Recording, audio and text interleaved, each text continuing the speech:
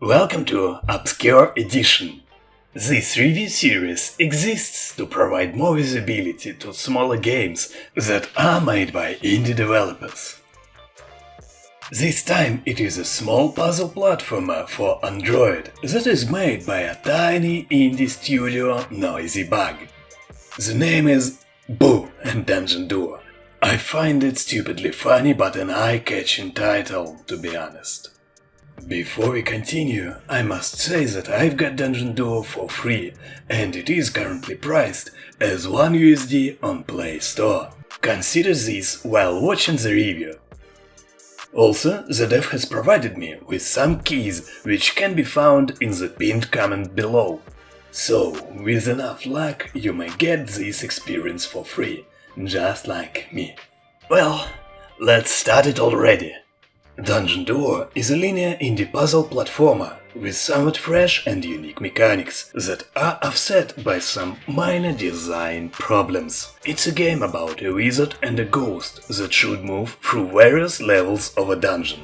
A player controls wizard, while ghost is an NPC that follows around. This is a key mechanic of Dungeon Duo, since Ghost is able to move through walls and push big blocks that can be found on the map, while Wizard can't do that.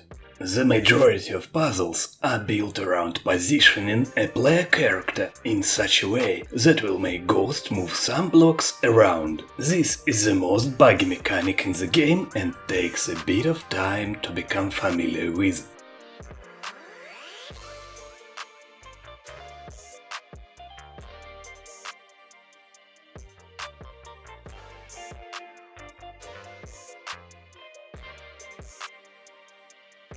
Wizard can also jump, and Ghost can teleport to Wizard from any locations, which in addition counts as a double jump. Those simple mechanics, while combined, can create a big variety of unique and fun situations. It is a pretty minimalistic design idea with some nice results, if you ask me. I actually can't tell if that was copied from somewhere, but Dungeon Duo seems fresh to me the way it is. And it also has a retro vibe to it. The game is a bit short and probably will take only an hour or two of your time, but it is enough to enjoy all possible combinations of those mechanics while avoiding being bored. A nice, short indie game. There are few additional meta features, like speedrun mode and skins. That is nice, but doesn't add much value. I also have some specific critique on Dungeon Duo design, but I will make it optional and put it at the end of the video, because it is nitpicky and maybe a bit boring. Should you try this game?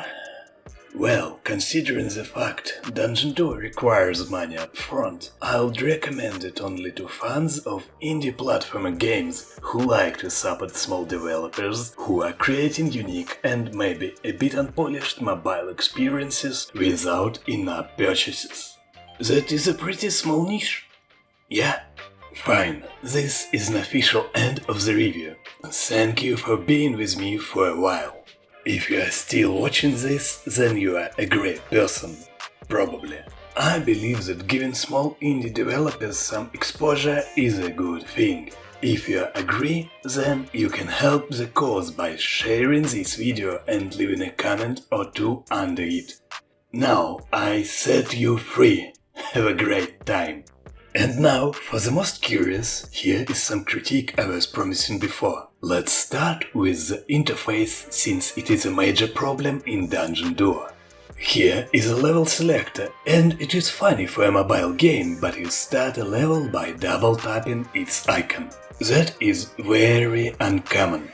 Here is an okay solution for this, which will also benefit all other game tabs. For example, the skins menu operates in the same way, and such a fix will make the process of buying skins more clear and easy. Also, the current skins tab makes it unclear if there are more skins than there is on the display.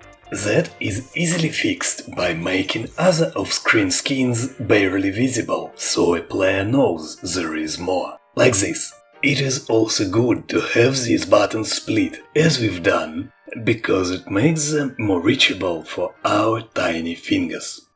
Those were the most triggering issues. There are some movement controls and ghost blocks interaction problems, but those are kinda boring to be honest.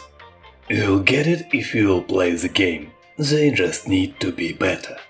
Here is what I mean under block interaction problems. It is tricky to make ghost move a block while standing on top of it, and rules are unclear. I assume that controlling ghost will be more nice and pleasant if ghost's default position was a little lower than wizards.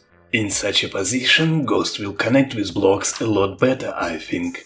Now we are finished for good. Again, thank you for watching and stay amazing.